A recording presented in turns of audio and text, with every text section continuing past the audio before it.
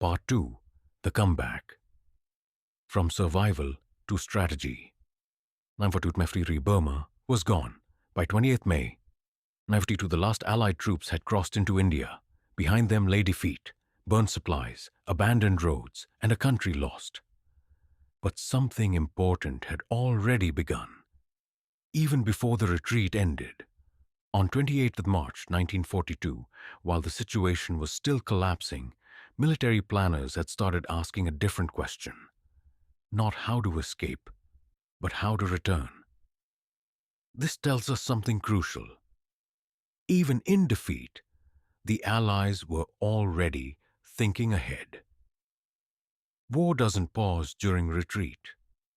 It shifts into planning. At that time, the situation looked hopeless. Japanese forces controlled the line Lashio, Shwebo, Paletwa. They dominated railways, rivers, airfields, and even the Bay of Bengal. The Allies had only 125 transport aircraft, limited coordination, and falling positions. This shows why Burma fell so quickly. Control of movement and supply mattered more than numbers. Japan controlled both, but the real fear was not Burma anymore. It was India. General Wavell warned that the Japanese could advance into Assam, strike eastern Bengal, or launch coastal attacks. India's eastern frontier was exposed, underprepared, and fragile. The war had shifted. Burma was no longer the main concern. Preventing India from falling became the priority. And then, something unexpected happened. The advance slowed. The monsoon arrived. Heavy rains flooded roads, turned land into mud, and made movement nearly impossible. Even the fast-moving Japanese forces could not push forward effectively. Nature stepped in as a strategic factor. Geography and climate became as powerful as armies. This pause gave the Allies something they desperately needed: time. That time changed everything. Rebuilding India. Summer 1942. By the summer of 1942, the Allies began rebuilding their strength in India. The Eastern Army was reorganized. 8th Corps defended Assam, 15th Corps defended Bengal. But the reality was harsh. Units were incomplete. Troops lacked training. Equipment was insufficient. This reveals a key weakness. The Allies were not defeated only in battle, but by lack of preparation, so they adapted. Local hill groups, known as V-Force, began gathering intelligence. River patrol units guarded Bengal waterways. Chinese forces regrouped in India. Reinforcements began arriving by June 1942. Air power, which had been almost non-existent, started improving. By the end of 1942, there were 29 operational squadrons. This marks the beginning of recovery, not through sudden strength, but gradual rebuilding. But there was one problem that no amount of courage could solve. The real enemy, logistics, the land itself, remained the biggest obstacle. Assam was cut off by the Brahmaputra River, with no bridges. There was only one railway line. Roads were almost non-existent. Even Bengal struggled to move supplies effectively. This highlights a fundamental truth. Armies don't move on bravery. They move on supply. Without logistics, strategy fails before battle even begins. So before any counterattack, the Allies had to build. Building the foundation. 1942, throughout 1942, large-scale construction began.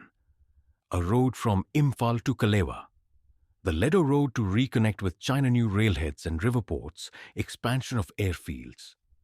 Airfields alone increased from about 30-40 in March 1942 to nearly 150 by the end of the monsoon. This was the turning point. The Allies stopped reacting and started preparing. Infrastructure became their weapon. The first clear plan. 11th May in F42. On 11th May in F42, the Joint Planning Staff created a structured plan to retake Burma. 3 options were considered: land advance, coastal operations, full seaborne invasion. But the conclusion was direct: they were not ready. This shows discipline in strategy. Instead of rushing into another failure, the Allies chose to wait and prepare. The requirements for success were clear: control of the Indian Ocean, strong air superiority, capture of Rangoon, control of Andaman Islands and Arakan airfields. This makes one thing clear: modern war is not decided on land alone. Air and sea control are equally critical. Understanding the scale. Estimates reveal the size of the challenge. Japan could hold Burma with 5 to 7 divisions and around 500 aircraft. The Allies would need at least 8 divisions and 500 aircraft. This was not a small campaign. It required massive coordination and resources. 2 strategic choices. By mid-1942, 2 approaches emerged: a full reconquest of Burma, using 8 divisions; a limited offensive, focusing on Upper Burma, using 6 divisions. This reflects strategic flexibility. When resources are limited, objectives must be adjusted. October 1942. A delay that matters. An offensive was planned for October 1942, but it was cancelled. Roads were incomplete, supplies were insufficient, troops were unprepared. The operation was postponed to March 1943. This delay, though frustrating, prevented another failure. Sometimes, waiting is the smarter move in war. A step-by-step strategy. Instead of a single large attack, a phased plan was created. Phase 1, until mid-September 1942, secure border areas. Phase 2, mid-September 1942 to February 1943, capture Homolin, Kalewa, Kalemio, Tamu. Phase 3, starting March 1943. Advance toward Shwebo and Katha. This shows a shift in thinking. Instead of rapid advances, the Allies adopted gradual, controlled progress. The war before the war. Even before major operations began, smaller missions were launched. Operation Pillar, Fort Hertz, Operation Firepump, paratroop drops, Operation Puddle, 4th July 1942, intelligence in Metkina. These missions highlight the importance of information. Knowing the enemy became as important as fighting them. The coastal focus. Akyab. At the same time, attention shifted to the coast. Akyab became a key objective. Multiple plans were developed, including large amphibious operations, smaller, limited offensives. This shows the growing importance of air power. Controlling Akyab meant controlling the skies over Burma. By the end of 1942, the situation had changed. Japanese advance had slowed Allied strength. In India was increasing. Supply systems were improving. Air power was expanding for the first time since March 1942. The balance was no longer one-sided. Conclusion. From collapse to preparation. This chapter is not about victory. It is about transformation. At the beginning of 1942, the Allies were collapsing. By mid-1942, they were barely holding India. By the end of 1942, they were preparing to return. This shows that defeat does not end a war. It can become the starting point for a stronger comeback. Final understanding.